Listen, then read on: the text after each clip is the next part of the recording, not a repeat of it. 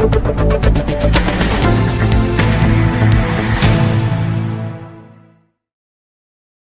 वालेकुम ख़वातीन हज़रात, मैं उसरार अहमद कसाना। मुख्तलिफ़ चीज़ें चल रही हैं, उनका ज़रा ज़िक्र करेंगे, लेकिन हस्बे मामूल जब भी मैं सोलो प्रोग्राम करता हूँ तो कोशिश होती है कि इकबाल के साथ आगाज़ किया जाए। तो अल्लामा इकबाल का एक शेर आपकी खिदमत में मैं पेश करता हूँ। ये बड़ा ही खूबसूरत शेर है और ये जो अल्लामा इकबाल की किताब है अरमग़ान हिजाज़, उसकी आखिरी जो नज़्म है ना, हज़रत इंसान, उसका ये आखिरी शेर है। तो अल्लामा फरमाते हैं कि अगर मकसूद कुल मैं हूँ तो मुझसे मावरा क्या है? अगर मकसूद कुल मैं हूँ तो मुझसे मावरा क्या है? मेरे हंगामा हाय नौ ब नौ की इंतहा क्या है? ये बड़ा खूबसूरत शेर है। उसमें बेसिकली वो ये कह रहे हैं कि अगर इस कायनात की वजह तख्लीक मैं ही हूँ, यानी मैं ही मकसूद कुल हूँ, तो मुझसे फिर आगे क्या है? आला व अरफ़ा मुझसे कोई और चीज़ है? मुझसे कोई ऐसी चीज़ है जो मुझसे पोशीदा हो? यानी अगर इंसान मकसूद कुल है, यानी अशरफुल मखलूक़ात है और अल्लाह का खलीफातुल अर्ज़ है, तो फिर कोई भी चीज़ ऐसी नहीं है जहाँ तक इंसान की पहुँच ना हो। कोई भी चीज़ ऐसी नहीं है जो कि वो अचीव ना कर सकता हो। और फिर बेसिकली वो ये कह रहे हैं कि इस हंगामा यानी इंसानी तरक्की की इंतहा क्या होगी? यानी आप देखते हैं कि इंसान चाँद पे पहुँच गया है।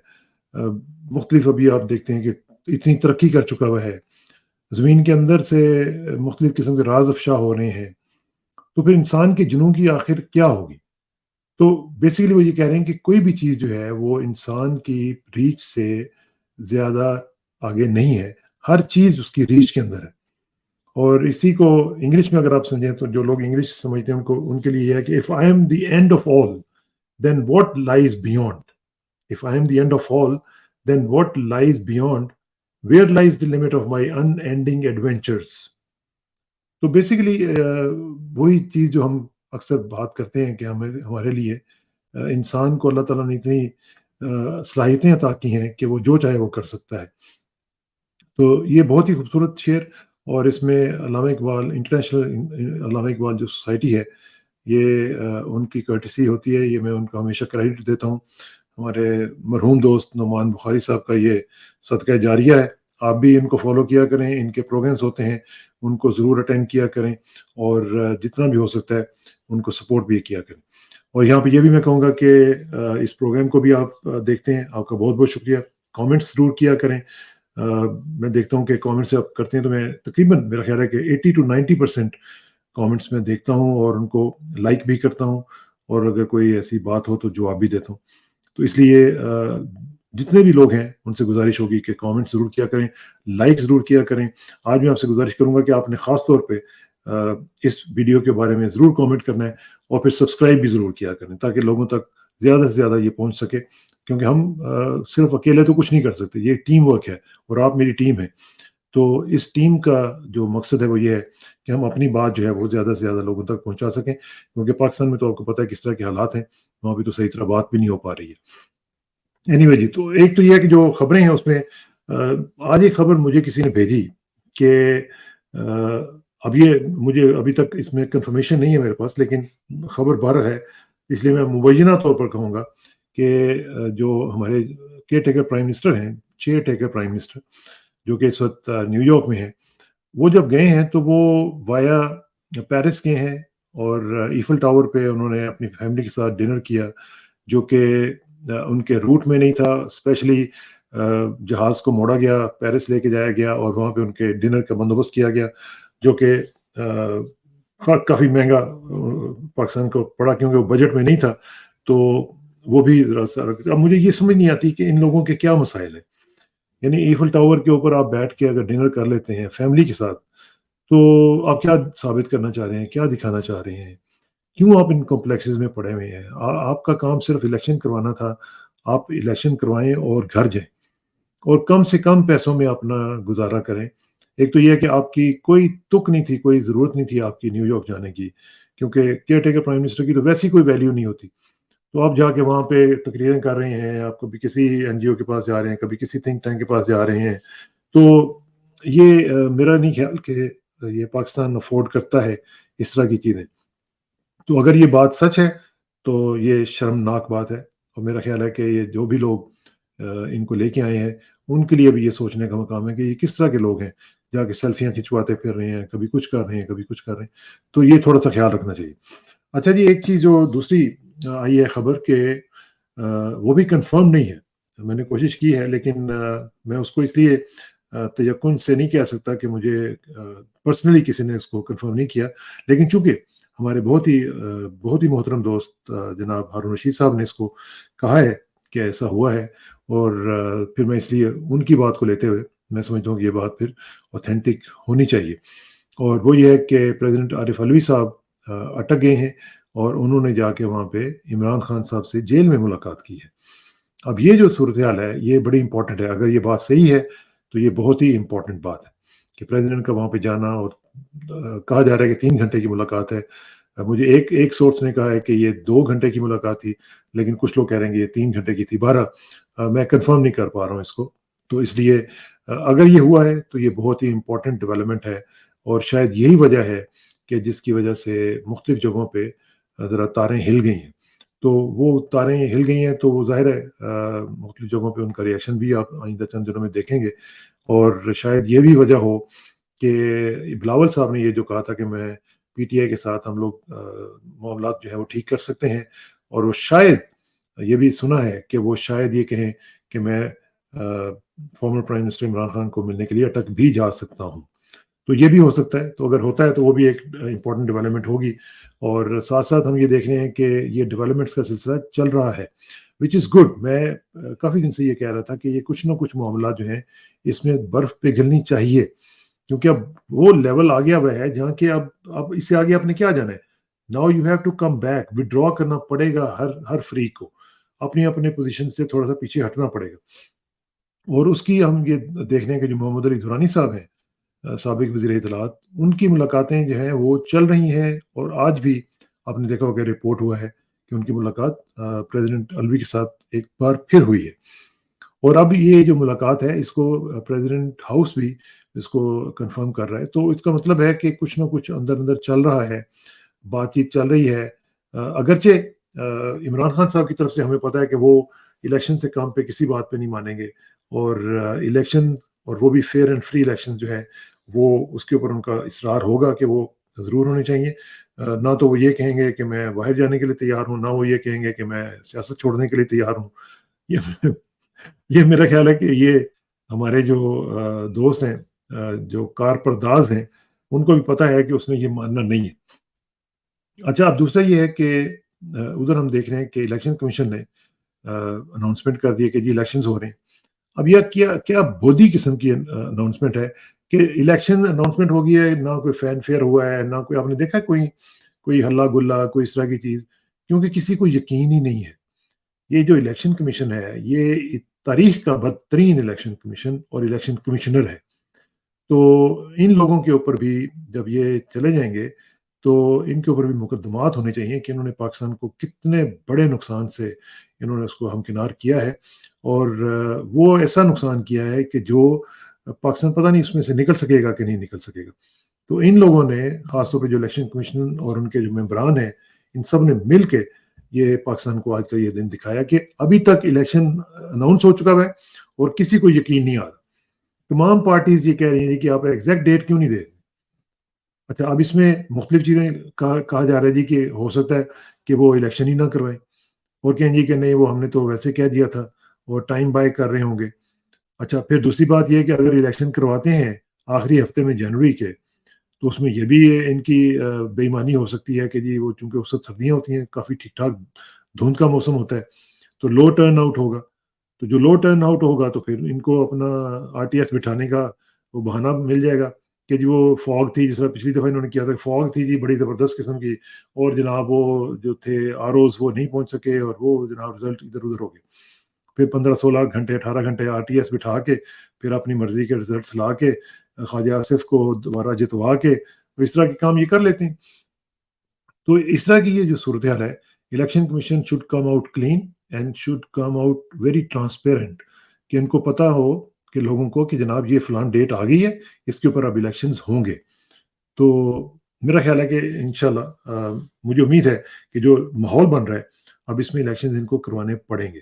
اگر الیکشنز انہوں نے نہ کروائے تو معاملات بہت زیادہ خراب بھی ہو سکتے ہیں. اور یہ ان کو شاید پتہ ہو کہ نہ ہو، لیکن انٹرنیشنل پاورز کو پتہ ہے. انٹرنیشنل پاورز کو یہ پتہ ہے کہ اگر الیکشنز نہ ہوئے تو معاملات آؤٹ آف کنٹرول جا سکتے ہیں. اور کیونکہ لوگوں کی جو برداشت کی حد ہے نا، اس کی ایک لمٹ جو ہے وہ کراس اگر ہو جائے تو پھر معاملات ہاتھ سے نکل جایا کرتے ہیں. اچھا، دوسری طرف جی وہ آپ نے دیکھا ہوگا رانا ثناء اللہ صاحب کا ایک کنفیشن سامنے آ گیا کہ انہوں نے باجوہ صاحب کے بارے میں یہ کہہ دیا کہ جناب وہ تو ہم نے ان کو ایکسٹینشن اس لیے دی تھی کہ ہم نے ایک فتنے سے جان چھڑوانی تھی. تو اب وہ بیسیکلی یہ کہہ رہے ہیں کہ انہوں نے یہ کنفیس کر لیا ہے کہ باجوہ صاحب کی جو ایکسٹینشن تھی وہ ڈیل کا نتیجہ تھی، اور اس ڈیل میں یہ شامل تھا کہ آپ نے عمران خان صاحب کو فارغ کرنا ہے اور ہمیں لے کے آنا ہے. اور باجوہ صاحب کہتے تھے کہ نہیں، ایسی کوئی بات نہیں ہے، ہمارا تو جناب بالکل میں تو عمران خان گورنمنٹ کے ساتھ تھا اور یہ تھا اور وہ تھا. تو اب پتہ نہیں کوئی ان میں سے ایک تو جھوٹ بول ہی رہا ہے، اور وہ ظاہر ہے کہ یہ جھوٹ میں تو ماشاءاللہ ان کا کوئی ثانی نہیں ہے. تو یہ باجوہ صاحب کی جو پوری کی پوری پوسٹنگ تھی وہ لگ رہا ہے کہ وہ ساری کی ساری غلط تھی، کیونکہ ہمیں تو پتہ تھا پہلے بھی، لیکن اب چونکہ یہ لوگ خود بھی بتانا شروع ہو گئے ہیں اور یہ کنفیشن سامنے آنا شروع ہو گئے ہیں، تو اس سے پتہ چل رہا ہے کہ باجوہ صاحب کا کتنا نیگیٹو رول تھا. ایک طرف وہ یہ گیم کر رہے تھے اور دوسری طرف وہ کہہ رہے تھے کہ جی نہیں نہیں نہیں میں تو آپ کے ساتھ ہوں، اور دوسری ساتھ ساتھ امریکہ کے ساتھ بھی گیم کھیل رہے تھے. وہ ہر بندے کے ساتھ گیم کھیل رہے تھے، اور الٹا دیکھیں پھر آخر میں ان کے ساتھ خود کیا گیم ہو گئی، اور آج پتہ نہیں ہسٹری کی جو ڈسٹ بن ہے اس میں کہیں پڑے ہوئے ہوں گے. اچھا، دوسری آپ یہ دیکھیں کہ ندیم ملک صاحب جو ہیں سینئر صحافی ہیں، انہوں نے بھی ایک چیز جو ہے وہ کہی ہے کہ جو ان کی ایکسٹینشن ہوئی تھی اس ایکسٹینشن میں کچھ گارنٹیز دی گئی تھی یا لی گئی تھی نواز شریف صاحب کی طرف سے. اب وہ دیکھیں جب بلکہ ان کی تو جب اپوائنٹمنٹ ہو رہی تھی اس میں بھی یہ تھا کہ ان کی جو اپوائنٹمنٹ تھی اس میں یہ گارنٹیز لی گئی تھی کہ جی آپ نے ایسے ہی چیف کو چینج کرنا ہے، وہاں پہ ان کے بندے کو لے کے آنا ہے، آپ نے جو باقی اپوائنٹمنٹس ہیں وہ بھی ہماری مرضی کی لے کے آنی ہے. تو یہ جو مجھے سمجھ نہیں آتی کہ یہ کیوں ہم اس طرح کرتے ہیں، اور جو لوگ اس کے لیے تیار ہوتے ہیں ان کے اوپر بھی تف ہے کہ بھئی آپ کی ساری زندگی کی ٹریننگ ہوئی ہوتی ہے، آپ کس طرح کے لوگوں کے پاس جا کے ان کی منتیں کرتے ہیں اور پھر کہتے ہیں جی کہ آپ مجھے لے آئیں تو میں یہ کروں گا، میں وہ کروں گا. کیا یہ مطلب it is in becoming of even basic human being کہ آپ جا کے کسی کو کہیں کہ جناب میں آپ کی خدمت کے لیے تیار ہوں اور بس مجھے آپ لے آئیں. اور اس سے ہوتا کیا، اس سے پھر انسٹیٹیوشنز کا بیڑا غرق ہوتے ہیں. اور ہم نے دیکھا ہے نا اوور دا ایئرس کہ ہمارا جو انسٹیٹیوشن ہے جو اتنا زبردست انسٹیٹیوشن تھا ڈسپلن وائز کوالٹی وائز، اس میں جب اس طرح کے لوگ آنے شروع ہوئے ہیں تو اس کے بعد پھر اس کا بیڑا ہی غرق ہو گیا. اور اس کا نتیجہ یہ نکلا ہے کہ اس وقت ہم ایک دنیا میں سب سے بڑی ایک ایسی قوم بن چکے ہیں جس کا ہر طرف مذاق اٹھ رہا ہے. آج بھی میں یقین مانے میں کچھ لوگوں میں بیٹھا ہوا تھا تو ان سے میری بات ہو رہی تھی تو وہ یہ کہہ رہے تھے، اور وہ پاکستانیز نہیں تھے، وہ یہ کہہ رہے تھے کہ پاکستان کو کیا ہو گیا. تو اب اس طرح کی سچویشن میں بندہ ان کو کیا بتایا کہ پاکستان کو کیا ہو گیا، نظر ہی لگ گئی ہے. اچھا، اب یہ دیکھیں دوسری جو خبر آئی ہے وہ یہ ہے جی کہ خواجہ سعد رفیق صاحب جو ہیں وہ کوئٹ کر رہے ہیں، چھوڑ رہے ہیں پی ایم ایل این کو، اور کہا جا رہا ہے کہ ان کے اختلافات ہو گئے ہیں مریم کے ساتھ. میرا نہیں خیال کہ وہ کوئٹ کریں گے، کیونکہ میں پرسنلی بھی ان کو تھوڑا بہت جانتا ہوں، اور ویسے بھی جو ان کا بیک گراؤنڈ ہے وہ اسی تنخواہ پہ کام کریں گے. کیونکہ اگر انہوں نے چھوڑنا ہوتا تو پہلے کئی مواقع آ چکے تھے جس میں وہ چھوڑ جاتے، اور وہ انہوں نے نہیں چھوڑا کیونکہ ان کی قسمت میں لکھا ہوا ہے کہ انہوں نے شریف خاندان کی غلامی کرنی ہے، یہ غلام ابن غلام بنیں گے اور وہ ان کے اوپر حکمرانی کرتے جائیں گے. ان کے آگے آنے والے بچے، مریم کے بچے، پھر ان کے بچوں کے بچے، یہ پھر ان کے اوپر اسی طرح مسلط رہیں گے. کیونکہ ان کے اندر اپنی وہ جو ہوتی ہے نا، وہ جو خواجہ آصف نے کہا تھا، وہ اگر تھوڑی سی ہو تو پھر تو بندہ کہتا ہے کہ یار یہ کیا بات ہے، کیا آپ مطلب جو بندہ آ رہا ہے وہ چوری نثار صاحب میں تھی تھوڑی سی تو وہ چھوڑ کے گھر بیٹھ گئے. انہوں نے کہا جی میں بچوں کے اوپر جا کے ان کی غلامی نہیں کر سکتا. تو یہ ان میں نہیں ہوگی، یہ بالکل نہیں چھوڑیں گے، یہ واپس آئیں گے. اور اول تو میرا خیال ہے گئی نہیں ہے ابھی تک، یہ اسی تنخواہ پہ کام کرتے رہیں گے اور ان کو کچھ بھی نہیں ہوگا. لنڈن میٹنگز جو چل رہی ہیں اس کا ذرا تھوڑا سا ذکر کر لیتے ہیں کہ لنڈن میں جو معاملات اس وقت چل رہے ہیں انتہائی پریشان کن صورتحال اس وقت وہاں پہ لندن میں اس وقت موجود ہے. ان کو سمجھ نہیں آ رہی کہ ہم کیا کریں. نواز شریف کو پتہ ہی نہیں چل رہا کہ میں واپس جاؤں کہ نہ جاؤں. اگر میں جاؤں گا تو کہیں پھنس نہ جاؤں, اور پھنس گیا تو نکل نہیں پاؤں گا. اور وہ اتنے بہادر ہیں کہ وہ اس طرح کا رسک بھی نہیں لے سکتے. اب اوپر سے یہ جو الیکشن کمیشن نے تاریخ کا اعلان کیے بغیر تاریخ دے دی ہے, ہفتہ بتا دی ہے, اس پہ مزید کنفیوژن کی ایک فضا جو ہے پیدا ہوگی. اور ہو سکتا ہے کہ الیکشن کمیشن سے بھی یہ اس لیے کروایا گیا ہو کہ نواز شریف صاحب جو ہیں وہ واپس نہ آ سکیں. اور اس میں آپ کو کئی ہفتوں سے یہ کہہ رہا ہوں کہ اس میں شہباز شریف صاحب کی گیم چل رہی ہے. شہباز شریف نہیں چاہتے ہیں کہ نواز شریف واپس آئیں, وہ چاہتے ہیں, اور بلکہ جو حلقے جو اثر رکھنے والے حلقے ہیں ان کا بھی یہ خیال ہے کہ شہباز شریف کے ساتھ ڈیل کرنا آسان ہے. اور یہ اب ہر بندے کو پتہ ہے کہ نواز شریف کو نہ لایا جائے, شہباز شریف واپس آ جائیں. اور شہباز شریف اس بارے میں ایکٹیولی پرسو کر رہے ہیں اس پورے گول کو کہ نواز شریف کسی بھی طریقے سے ڈر کے وہاں پہ رہ جائیں اور نہ آئیں, اور اگر وہ یہاں پہ آئے تو پھر ان کا فیوچر جو ہے وہ تباہ ہو سکتا ہے. تو اب یہ دیکھتے ہیں کیا ہوتا ہے. لیکن صورتحال کافی نواز شریف کے لیے میرا خیال ہے کہ تنگ ہونے والی ہے اور صورتحال خراب ہونے والی ہے. اور آخر میں تھوڑا سا میں بتا دوں کہ انڈیا اور کینیڈا کا جو ایک معاملہ چل رہا ہے, قضیہ چل رہا ہے, اس میں میں نے ایک ویڈیو کی ہے. اس سے پہلے آپ نے دیکھی ہوگی, وہ چھوٹی سی ویڈیو ہے, اس کو ذرا دیکھیے گا. وہ میں نے ایک ہمارے دوست ہیں یہاں پہ, ان سے گفتگو کیا اس بارے میں کہ کیا ہو رہا ہے انڈیا اور کینیڈا کے درمیان. چیزیں وہاں پہ بھی کافی ٹف چل رہی ہیں, اور دونوں طرفین جو ہیں ان کی ایک کہتے ہیں نا کہ انتقامی جو کارروائی ہے وہ ایک دوسرے کے خلاف بڑی شدت اختیار کرتی جا رہی ہے. اور مجھے لگتا ہے کہ آئندہ چند دن میں مزید سختی اس میں ہوگی. اگرچہ ابھی تک لیٹسٹ رپورٹس یہ آ رہی ہیں کہ امریکہ نے انڈیا کے ساتھ رابطہ کیا ہے ہائیسٹ لیول پہ کہ ان معاملات کو روکا جائے اور ان کو کنٹین کیا جائے, ورنہ معاملات جو ہیں وہ خراب ہو سکتے ہیں. تو اس کے اوپر ہماری نظر جاری رہے گی, ہم اس کے اوپر تبصرہ بھی جاری رکھیں گے اور آپ کو لیٹسٹ رپورٹس جو ہیں وہ بتاتے رہیں گے کہ کیا ہو رہا ہے. لیکن فار دا ٹائم بینگ یہ ہے کہ سچویشن کافی ٹف ہے اور سچویشن کافی ٹینس ہے. اور یہاں پہ کمیونٹیز کے اندر بھی میں دیکھ رہا ہوں کہ کافی ایک ٹینشن ہے کینیڈا میں.